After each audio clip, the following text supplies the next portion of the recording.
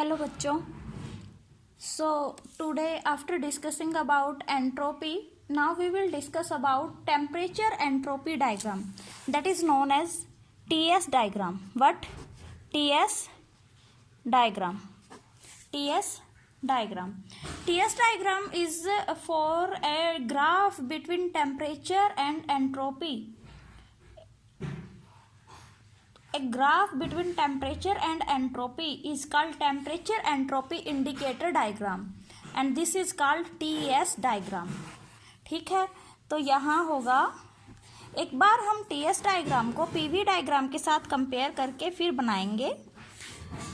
सबसे पहले PV diagram के लिए volume, pressure, volume. P is along y axis, V is along x axis. Similarly for temperature entropy diagram,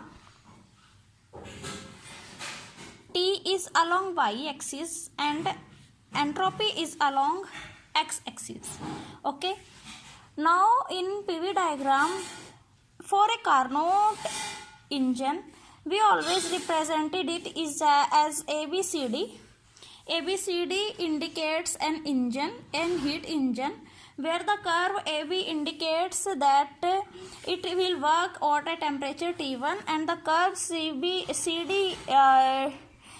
treats that it will works at a temperature T2, where T1 temperature is greater than T2, so T1 will works as a source and T2 will works as a sink. Okay, तो यहाँ पर ये जो हमारी curve होती है ए से B तक, हम इसको हमेशा कैसे ट्रीट करते हैं? आइसोथर्मल. सिमिलरली सी डी को हम लोग आइसोथर्मल ट्रीट करते हैं. ए डी और बी सी को हम लोग कैसे ट्रीट करते हैं? एडियाबैटिक. एडियाबैटिक क्या होती है? जहाँ हीट ना ही तो एंटर कर सकती है ना ही सिस्टम को लीव कर सकती है.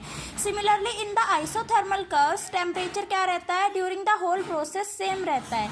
जैसे कि for curve A B temperature क्या है मेरा? T1 सेम रहेगा और for curve C D temperature मेरा T2 सेम रहेगा. ठीक है, तो अब उसके बाद जब हम लोग इसी को टेम्परेचर एंट्रोपी डायग्राम पे इंडिकेट करना चाहेंगे तो हम टेम्परेचर एंट्रोपी डायग्राम पे बनाएंगे ए बी सी डी को इस टाइप से, A B C D, where these curves indicate isothermal process, this indicates adiabatic process, this indicates isothermal process and this also indicates adiabatic process. अब ये जो है temperature T1 पे होगा, ये वाली कर्व होगी कंप्लीट, इसके लिए टेम्परेचर होगा T2 मेंटेन सेम और इसके लिए कंप्लीट के लिए होगा टेम्परेचर T1 सेम. सिमिलरली इस कर्व के लिए एंट्रोपी होगी मेरी S1 सेम और इसके लिए होगी मेरी एंट्रोपी S2 सेम. ओके, अब उसके बाद मैं इस पॉइंट को नाम दूंगी E का और इस पॉइंट को नाम दूंगी मैं F का, जहाँ ये y एक्स एक्सिस को कट करते हैं.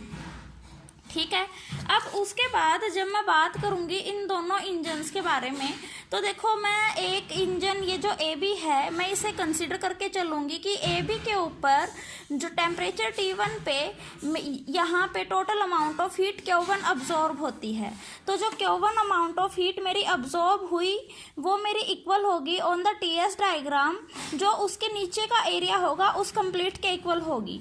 तो Q1 अमाउंट ऑफ हीट जो कि मेरी आइसोथर्मल एक्सपेंशन, ये देखो बेटा जो यहाँ से यहाँ हो रहा है, ये देखो यहाँ एक्सपेंशन को हम लोग लिखेंगे, इस प्रोसेस को क्या बोलेंगे हम लोग? Isothermal expansion.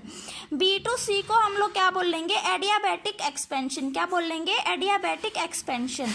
Similarly C to D को हम लोग बोलेंगे आइसोथर्मल कंप्रेशन. क्या बोलेंगे? Isothermal compression. And similarly D to A को हम लोग बोलेंगे adiabatic compression. Similarly in the same way in PV diagram we say that A B is our isothermal expansion, B C is our adiabatic expansion, this is our isothermal compression and this is our adiabatic compression. Okay,